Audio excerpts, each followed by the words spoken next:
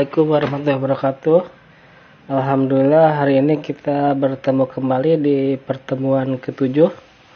Nah, untuk hari ini kita akan membahas mengenai wireless.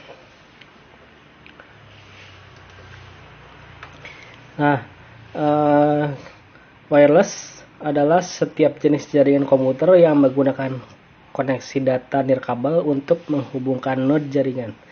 Nah, jadi dalam kehidupan sehari-hari sekarang ini kita tentunya sudah tidak asing lagi ya dengan istilah wireless. Nah, tentunya karena sering digunakan dalam kehidupan sehari-hari, nah pastinya perlu pengamanan bagaimana mengamankan sebuah wireless gitu ya. Nah, jadi jangan sampai penggunaan wireless itu nanti mengundang para penjahat atau pelaku cybercrime gitu ya, bisa mencuri data informasi dari perangkat kita ya, baik berupa dari laptop ataupun dari HP. Nah, di sini klasifikasi wireless di sini terbagi atas dua, ada yang cellular network. Nah, jadi dari seperti handphone ya, seluler.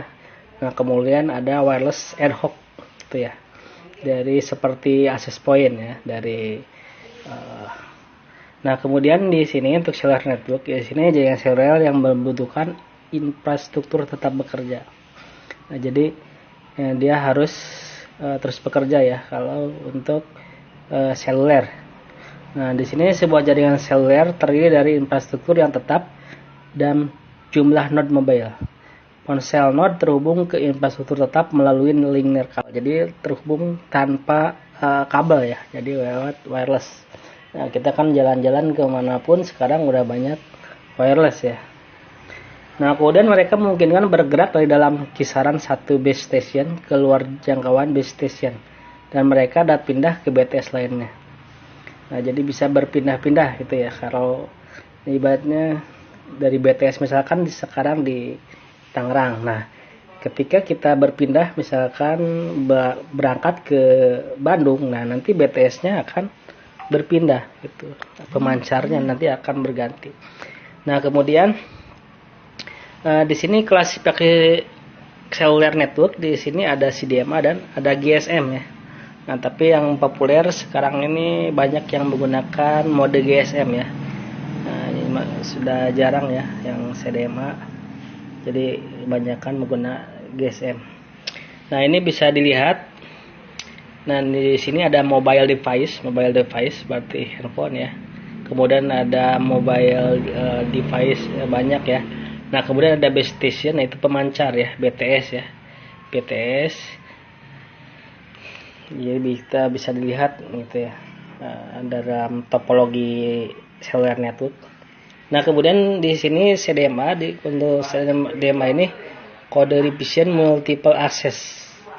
Nah, kalau CDMA memungkinkan setiap mobile untuk mentransmit melalui seluler frekuensi setiap saat. Itu jadi. Nah, kemudian ada GSM. Nah, kalau GSM itu adalah teknologi jaringan seluler nirkabel untuk komunikasi seluler yang telah banyak digunakan di sebagian besar dunia. Nah, ini yang sekarang populer ya, banyak menggunakan GSM. Nah, jadi setiap ponsel GSM menggunakan sepasang channel atau kanal frekuensi dengan satu saluran untuk mengirim data dan satu lagi untuk menerima data. Nah, kemudian tim division multiplexing, nah ada TDM. Ini digunakan untuk berbagi pasangan frekuensi oleh beberapa ponsel. Nah, kemudian ada wireless LAN. Nah, untuk wireless ini specified by the i3 ya, seri standar. Nah, jadi ada standarnya untuk wireless ini. Nah, kemudian merupakan berbagai teknologi dan protokol untuk wireless LAN. Jadi untuk mencapai target yang berbeda-beda. Nah, kemudian untuk maksimum bitrate start mulai 2 megabit ya per second sampai 248 megabit per second. Nah, jadi bila LAN nirkabel bekerja pada mode AP, semua komunikasi melalui base station yang disebut jalur akses. Nah, jalur akses kemudian melewati komunikasi data ke node tujuan. Jika terhubung ke jalur akses atau ke depan data komunikasi ke router, jadi untuk routing lebih lanjut dan menyampaikan. Nah, ketika bekerja dalam iklan ad hoc gitu, LAN kabel bekerja tanpa adanya BTS. Nah, jadi node langsung berkomunikasi dengan node lain dalam jangkauan transmisi mereka tanpa tergantung pada base station. Nah, kemudian jenis lainnya ada access point nih.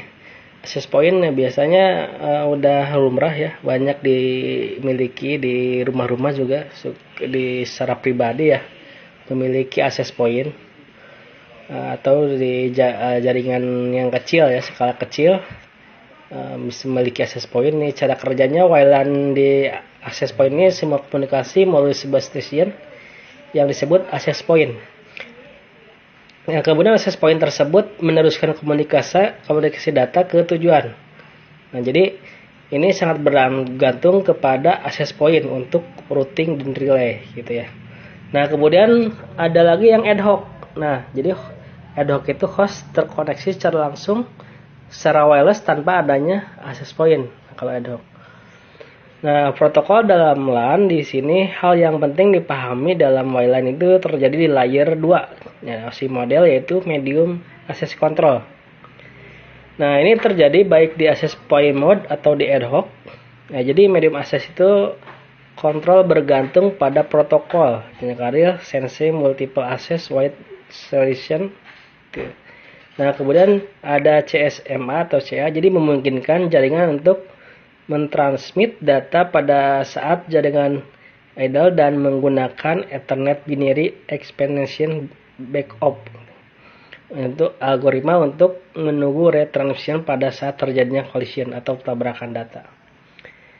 Nah, CSMA juga dapat beroperasi berdasarkan MACAW atau Multi Access Wide Collision Avoid for Wireless. Ya, jadi menggunakan Virtual Channel Sensing atau request packet and clear to send. Paket di broadcast melalui transmisi data dilakukan oleh pengirim dan penerima.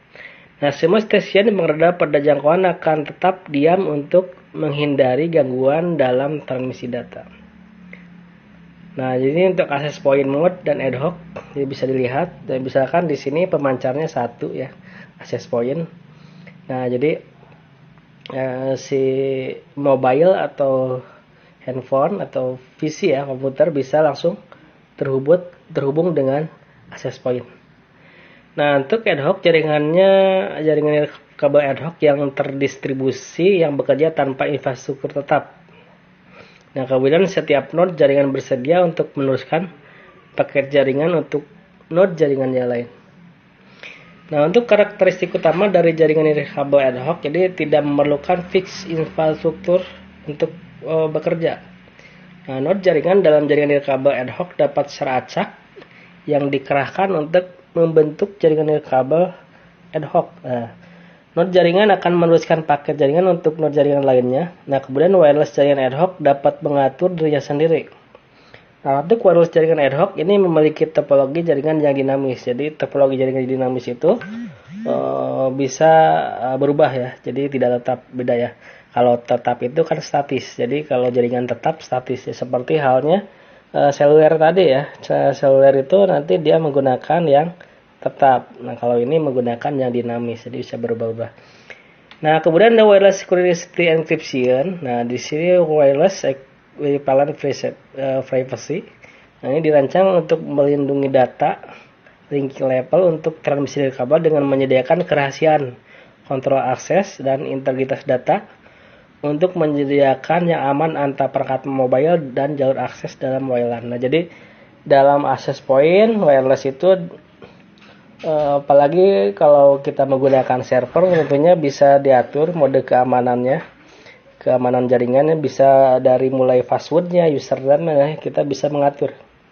Nah, atau bisa pokoknya di situ ada beberapa pengaturan mengenai privacy atau keamanan untuk encryption untuk wireless. Nah, di sini web ada cara kerja web. Nah, ini yang sangat dibutuhkan di dalam access point atau wireless, ada web gitu ya. Nah, procedure of checksum of data, jadi dia akan mengecek datanya. Nah, jadi data yang masuk itu, misalkan username, passwordnya apa.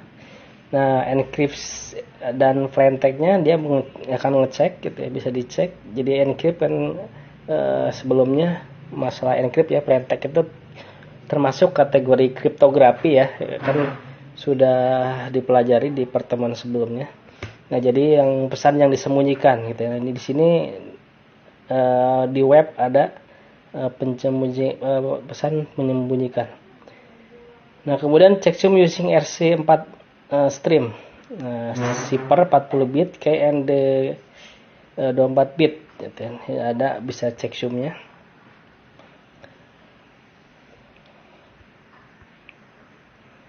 Nah, ini bisa dilihat web diagramnya dalam encryption itu ya. Dari inisialisasi vektor itu ya sampai ciphertext gitu ya. Dari mulai plain text ya awalnya, plain text sampai dengan ciphertext gitu. Nah, jadi mengilustrasikan di sini misalkan dari klien. Nah, klien meminta koneksi. Nah, kemudian authentic request access point ya. Nah, kemudian dari access point mengirim tag ya. Nah, kemudian yang ketiga klien encrypt text and send back to app. Jadi ngirim misalkan username atau password. Nah, kalau sudah benar username atau passwordnya, nanti dari access point-nya akan mengirim ya atau mengkoreksi yang sudah dikirim baik username atau password dari klien.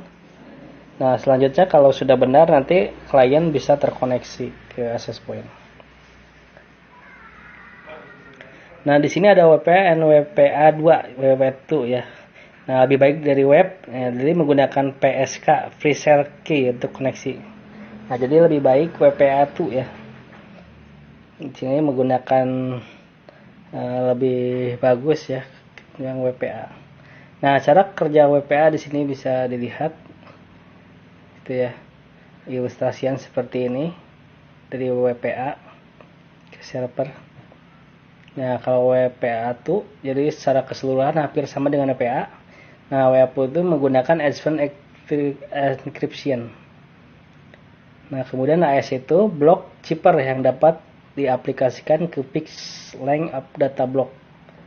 Nah, menggunakan Fairways Master Key PMK yang menggunakan koneksi wireless, tidak perlu di re-authentic ulang untuk yang sudah pernah koneksi. Jadi kalau sudah pernah terhubung ke satu WiFi, jadi nggak usah diulang-ulang ya, langsung koneksinya otomatis. Nah, di sini antara web dan WPA. Nah, autentiknya untuk web tidak ada gitu ya. Kalau WPA2 PSK ya bisa dilihat di sini. Jadi perbedaannya. Nah, sumbernya di sini ini sumber dari itu ya. Sumber penulisan PPT ini ya, penjelasan ini. Nah, sampai di sini pertemuan hari ini ya. Mudah-mudahan bisa bermanfaat ya, bisa dipahami ya. Kalau masih kurang ya, saya harap bisa mencari lagi ya di berbagai sumber lain, baik dari internet, dari media apapun ya. Cari ya sebanyak-banyaknya ya mengenai wireless ya. Sampai di sini, sekian, assalamualaikum.